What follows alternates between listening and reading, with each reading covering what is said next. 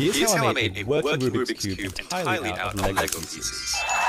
First, I need to make the core of the cube. Apart from the centers, every Rubik's Cube only has two other pieces, edges and corners. So first, I made a corner piece, and of course, I need 8 of them. Then we need our cute little edge pieces, and we need exactly 12 of them. And now, it's time to assemble. It's one edge in, and 4, and then we've got to pick the correct colors for each of the corners.